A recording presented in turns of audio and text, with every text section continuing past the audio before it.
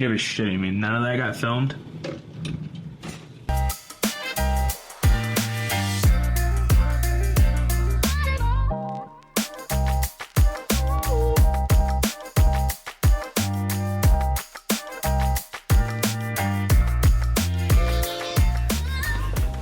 Alrighty, welcome back to episode 4. Today is Tuesday, July 23rd. Start off the episode, we got a new piece of gear I want to introduce. For the past 3 episodes and most short form content that's been made, I've been using these, which is the DJI DJI, what are these called? The DJI mics. Just has a receiver, and then the transmitter itself, or maybe I got that backwards. I don't know. These are a fantastic piece of gear to have, and they are not mine. So one of the great things about the job that I have currently is I can borrow gear for shoots, for client work and stuff like that. Having a change in the schedule in the work, so I will no longer be using these. So therefore, my audio solution for the vlog was out. So if you have noticed, I've been using a new mic this episode thus far. That's because I bought these for myself. These are the newer CM28CX. Literally the same exact thing. So here's the DJI, here's the newer. Just they are the exact same thing, but at a very, very different price point. And for the level of content I'm doing, I'm not doing any like Hollywood style, like Marvel Avengers movie making. These are going to work fantastic. They are on sale right now on Amazon for $87. I don't think I can post a link in the description. I tried that with the quick release plate last time, and it told me I couldn't do it. So it's the newer CM28 CX. So let me know how they sound. We'll be trying these out for the foreseeable future. So let me know if you think the audio sounds better or worse. I don't know. I'm also about to switch over from using Premiere to DaVinci Resolve. Or Resolved? I don't know. DaVinci. I'm going to switch over to using DaVinci. So my entire workflow is about to get flipped upside down. Over the last couple of days, I've really been breaking down my workflow and ironing out a schedule for like when I want to shoot content, what I want to film and whatnot. But I've also been like really diving into like what do I want to use. So a reason I got those mics was I wanted my own set that like I own, they're mine. But I'm also, like I said, switched into DaVinci for editing. But one of the things I was struggling with over the last couple of days is do I bite the bullet and buy Final Cut Pro since I am on an Apple product, or do I learn DaVinci because it's a really powerful software for free, and if you want the extra features to come with it, which I kind of think I do, it's $300. But to be fair, so is Final Cut Pro. So it's a give and take of what you want. And I'm leaning more towards DaVinci, mostly because I can try it out and actually use the product for free. And Apple only has like a 30-day trial or a 1-week trial. I don't know. They have some kind of trial. But with all that being said, we'll do a more in-depth review of these in a couple of weeks. A couple of episodes go by, just to see my like 30-day using these kind of vibe. So far, the only thing I don't like about them is they have the magnet that is on the back of them. I can't pull it out because it'll activate the other one. I don't want 2 audio sources going. But like, these also have a magnet. DJIs also have a magnet on the back that is really strong. So you can like, kind of like shove it underneath a piece of clothing, and it just kind of, so you could literally just have it sitting right here. These also, the newers also have those. The magnet's just not as strong, and they don't feel as heavy, so they don't feel as high quality, I guess, if you judge weight as a quality product, which in some cases I do. But these just feel lighter, and the magnet's not as strong. They sound great. I used them this morning to film the promo video for episode 3, which is live, by the way, on TikTok, Instagram, YouTube, LinkedIn. Go check it out. Link in bio. So far, I'm super, super impressed with them. The clip itself, like the clip itself, doesn't feel as sturdy. Also, final new update, we have this weird little fish cat bed thing for the kitten. T-minus 2 weeks on that, by the way, and I'm really excited. So I think that's all the new updates. I think so. Let's get into today's episode.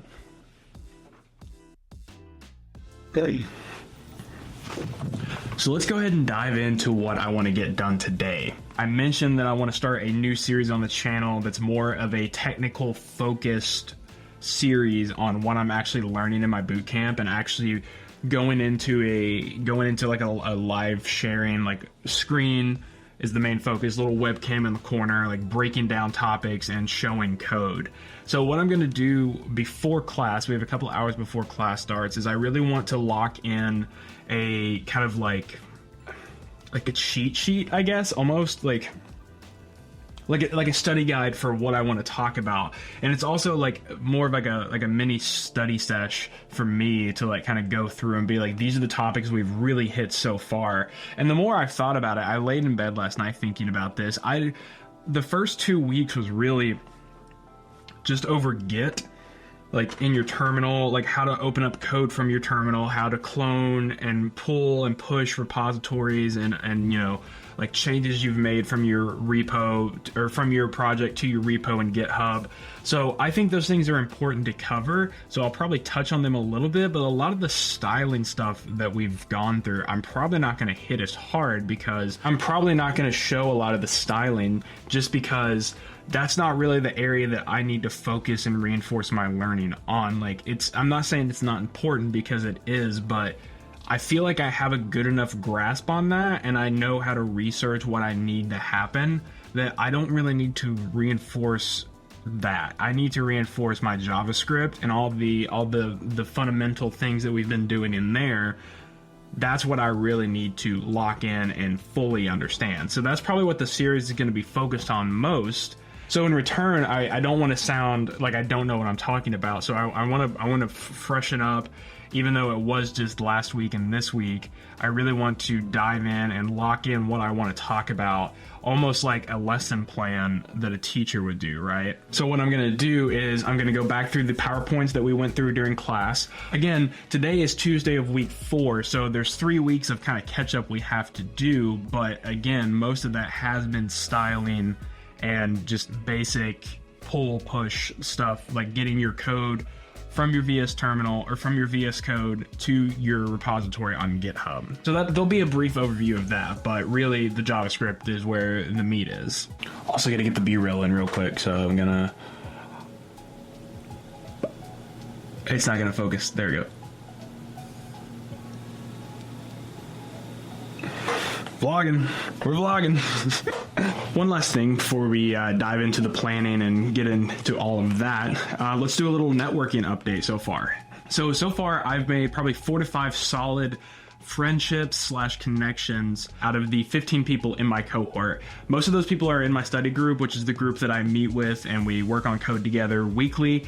And then a couple of people that I had reached out from on the first day of class. And those relationships are going super well. We're super active in our Slack chats. We're messaging each other back and forth, asking for help, checking in with each other. Everything's going great.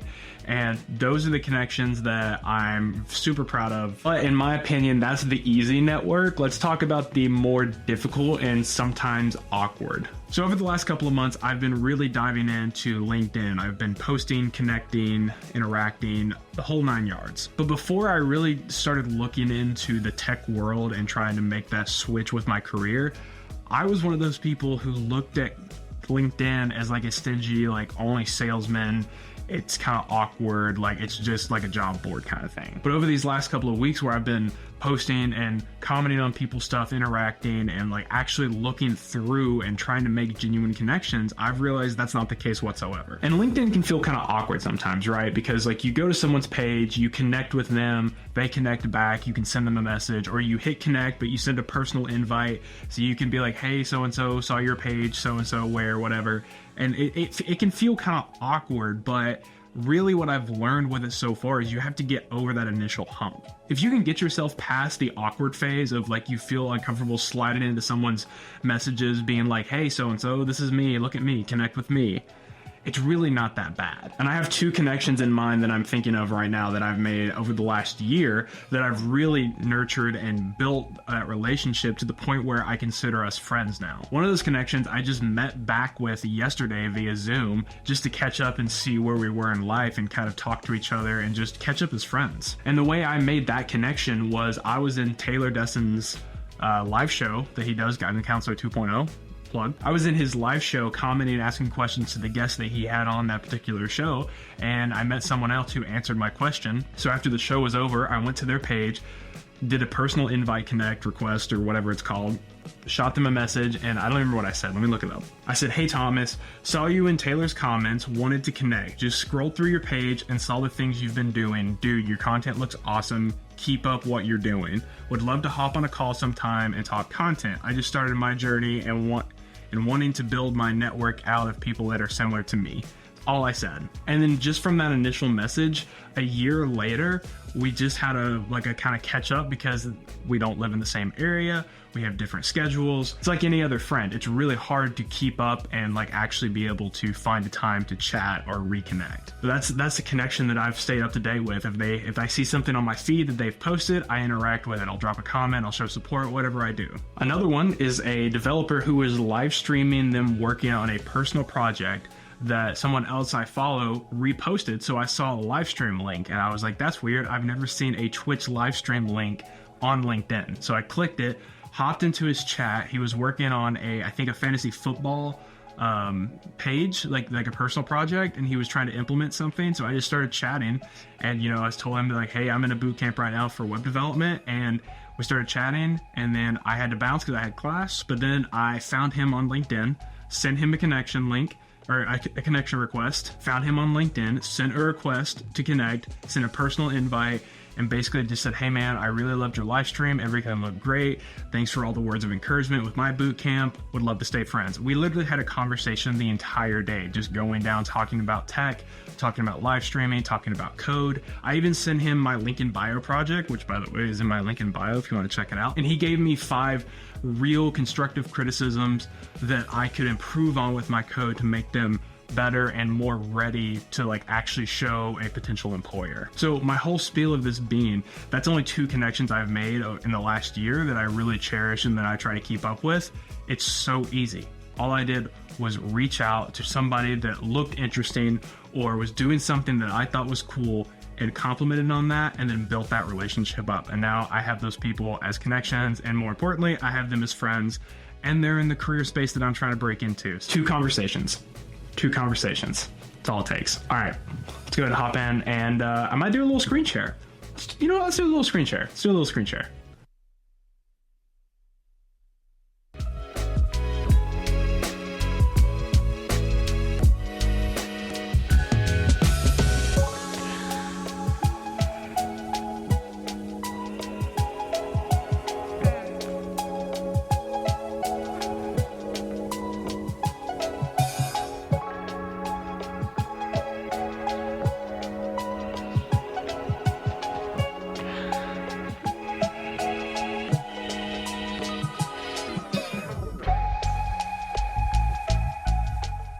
All right, so it is now Monday. There's been a couple of new developments since filming on Wednesday. In the time lapse, you saw me watching a video made by Dr. T. Shout out Dr. T. Where basically we were creating a website that sold books, I think audio books, podcasts, papers, stuff like that. Had a cart function where you could add the total and whatnot. We learned a lot of new methods in JavaScript. But basically the point of Wednesday was if we weren't finishing up our pet adoption website, which my group was completely done, we were working on array methods, which is what we ended up doing. So throughout the time lapse, you see me watching the video and then working on the project. And then I also ended up going and looking at the solutions page, going through the project, making sure I understood the methods, and then talking to my group about it. We walked through that together because this week we were starting our personal assessments, which is what we were doing Saturday. We got our personal assessment released to us, and it's our first one, and it's the start of week 5. So basically the reason we worked so hard on pet adoption and put so much time into it is that was going to be our study guide and kind of a step-by-step on how to do our personal assessment. Basically, the reason we put so much time into pet adoption and so much effort is that was going to be our step-by-step guide or study guide to our personal assessment. And our personal assessment is basically a project that we're going to complete and then have a one-on-one with our instructors and walk them through our code and explain what's happening and why. It's basically the equivalent of what I would imagine the real life job as a dev would be. You're walking your team through something you implemented or something you're fixing that day on your code or in your stand-up, whatever. I think that's the point of the personal assessment, is to show us what it's like to talk through our code and explain it to someone who didn't write it. That's pretty much all we're doing all week, this week of week 5. How many times can I say week in one sentence? And then we'll be presenting those to our instructors on Saturday. And really the only thing that's super different about it compared to pet adoption is so basically with pet adoption, we had the bootstrap cards that had a delete button. You could create a new pet, you could filter, all that stuff. We're basically implementing the same functionality, except there's going to be a different array that instead of just deleting a card, you move a card to a different array, which is what I'm struggling with right now. I have class in about an hour and a half, and basically after I film this clip, my goal is to completely just sit down, lock in, and figure out the expel function that I've been struggling with. What I mean by that is we're building a Hogwarts Harry Potter sorting hat program, where basically you have a list of students, so let's just say Harry Potter, Ron Weasley. Those are the only two I can think of off the top of my head. Where they're in a student's array, and then each one of their cards will have an expel button to where you hit the expel button and they get moved to the Dark Army. Basically, they get expelled and they go to Voldemort's. Basically, the functionality that I'm looking at and the logic that I want my code to do is each student will have an expel button in their card. When you hit that button, they get moved over to the other array, which is the expelled students, and then that expel button gets changed into a delete button, and you can completely delete the student out. And I'm really struggling with that right now because, like I said, in pet adoption, the only thing I had to do was create a delete button and then delete it, and it gets removed from the array.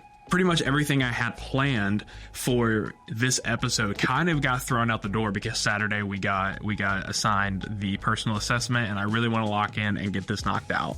With all that being said, there are new developments in terms of the series and the vlog. We do have a layout ready for the first episode of the code breakdown, which I don't think that's what I'm calling it. I haven't figured out a name, so stay tuned for that. But that will be filmed. I'm probably filming that tomorrow or Wednesday. Also, over the weekend, I took some time to really think about a schedule in terms of vlog releases, and I think releases are always going to be on a Tuesday, and then the code breakdown is always going to be on a Friday. Just kind of spaces it out and gives time for views to kind of catch up with each video, which, by the way, shout out to everybody who commented and liked on episode 3. Love the interactions, love the support that was getting sent my way. It made me feel really good, so I really appreciate that. Shout out to you guys. And we're almost 200 views total on the channel so far, which is really cool. Doesn't sound that big, but it means a lot to me. It feels like a huge accomplishment since I've only been doing this for a couple of weeks. So thanks to everybody who's been viewing and liking the channel. With all that being said, I got a program to write. It's not going to write itself. I got a function to figure out because it's not working.